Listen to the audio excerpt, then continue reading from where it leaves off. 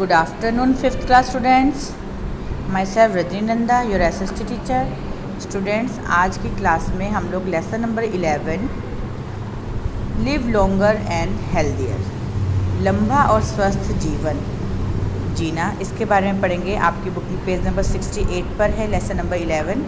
चलिए शुरू करते हैं। Since the beginning of the modern times, जैसा कि आधुनिक समय की शुरुआत से, the world has change more quickly than ever before, संसार जो है वो बहुत जल्दी बदल रहा है या उसमें बहुत चेंजेस आ रहे हैं एवर बिफोर, पहले की अपेक्षा। New scientific knowledge has allowed people to reach the moon, जो हमारे नए वैज्ञानिक हैं उन्होंने क्या नॉलेज करी, उन्होंने लोगों को भी चांद तक जाने का रास्ता दिखाया या चांद तक पहुंचा दिया। And to find out more about the secrets of life on the earth, और उन्होंने अर्थ पर, पृथ्वी पर जीवन के बहुत से अदृश्य जो सीक्रेट्स हैं, जो उनके रहस्य को, जीवन के जो कई रहस्य हैं उन्हें भी ढूंढ लिया। New medical discoveries have saved millions of lifes, जो हमारे नए मेडिकल डिस्कवरी हुई हैं विज्ञान से रिलेटेड या दवाइयों से रिलेटेड, आप समझ सकते हैं कि उनसे हमने मिलियंस लोगों के जो जीवन को बचाया है। Man has discovered the causes of various diseases, इंसान ने डिस्कवर किया है कई तरह की जो बीमारियां हैं उनके क्या कारण हैं। He has also developed many instruments and machines which help in fighting diseases and also the preventing dreadful diseases. इंसान ने और क्या इंस्ट्रूमेंट, कुछ इंस्ट्रूमेंट का और कुछ मशीनों का भी खोज की है जिससे कि वो बीमारियों से लड़ सकते हैं और ख़तरनाक बीमारियों से बचे रह सकते हैं। Now people expect to live an active life until, अब लोग जो हैं वो एक्टिव लाइफ जीते हैं। एक्टिव लाइफ मतलब चलते फिरते रहना, जब तक इंसान खुद चल फिर सकता है, किसी पे डिपेंड नहीं रहता, ठीक है, उसे कहा जाता है एक्टिव लाइफ जीते हैं। अनटिल, फिर भी दे आर ओवर 70, लेकिन फिर भी वो कब तक, 70 साल तक। How ever earlier life expectancy was around 50 only, और इससे पहले का जो जीवन था उसमें कितनी उम्मीद रखते थे कि लोग 50 साल तक हम लोग सिर्फ चलते फिरते रह सकते हैं। उसके बाद आजकल क्या होता है, बहुत सी डिसीज़ हैं जिस वजह से इंसान के घुटने रह जाते हैं, किसी की कमर में problem, heart problem, diabetes, sugar, BP, तो बहुत सी बीमारियां जो हैं वो हो जाती हैं। इंस्ट्रूमेंट्स टू डायग्नोज डिसीजेस, बीमारियों की पहचान के लिए कुछ इंस्ट्रूमेंट हैं, उनके बारे में बताया गया आगे। जैसे फर्स्ट है थर्मोमीटर, आप सभी इसको जानते हैं। थर्मोमीटर से क्या करते हैं हम लोग, फीवर चेक करते हैं। आप देखते हैं कि आप डॉक्टर के पास जाते हैं कि हमें बुखार है, तो वो आपके मुंह में या अंडर आर्म्स में थर्मोमीटर रख देते हैं और कुछ मिनट बाद वो निकालते हैं, तो उसमें आपका बॉडी का टेम्परेचर आ जाता है कि आपको फीवर है या टेम्परेचर बॉडी का कितना है, ये शो होता है। तो इसी के बारे में पढ़ते हैं। Thermometer is a thin glass tube with a small bulb containing mercury at one end. Thermometer जो है एक पतला सा ग्लास ट्यूब होती है, ठीक है, जिसके अंदर एक छोटा सा बल्ब होता है और उसके अंत में एक मर्क्यूरी लिड होती है, इसमें सिल्वर कलर की आप देखेंगे तो। When you have fever in your body, जब आपके बॉडी में, शरीर में बुखार होता है, mercury expands and thus show the intensity of the fever.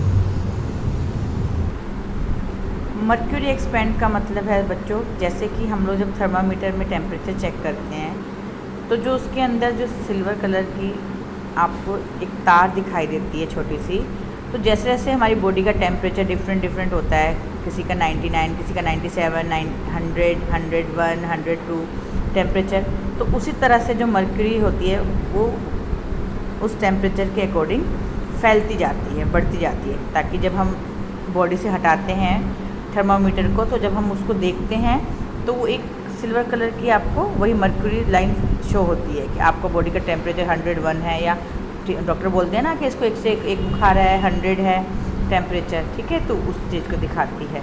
And show the intensity of the fever, और फीवर का, बुखार का बुखार को शो करती है कि आपकी बुखार कितनी तेज़ है। इंटेंसिटी का मतलब तीव्रता, कि बुखार कितना तेज़ है या कम है। Doctors thermometer shows the body temperature vary accurately. जो डॉक्टर्स का थर्मोमीटर होता है वो हमारी बॉडी का जो टेम्परेचर है उसको बिल्कुल एक्यूरेट, बिल्कुल सही दिखाता है। Normal temperature of our body is 98.4 degree Fahrenheit. F का मतलब होता है Fahrenheit.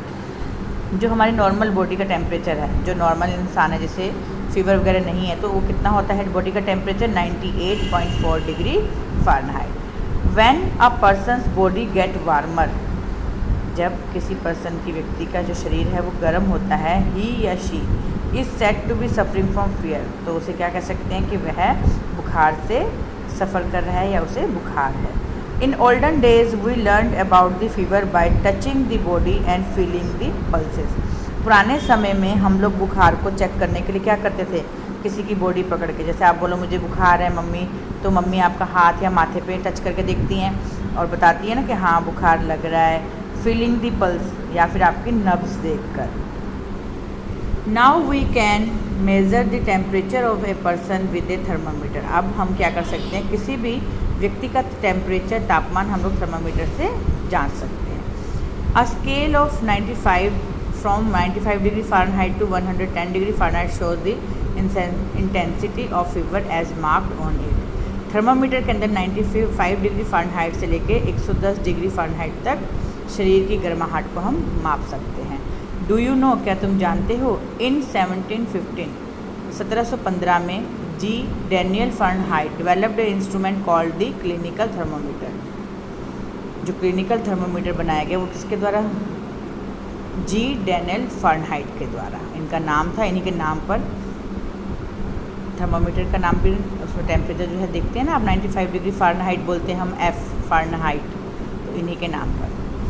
The exact recording of temperature helps the doctor in treating the patient।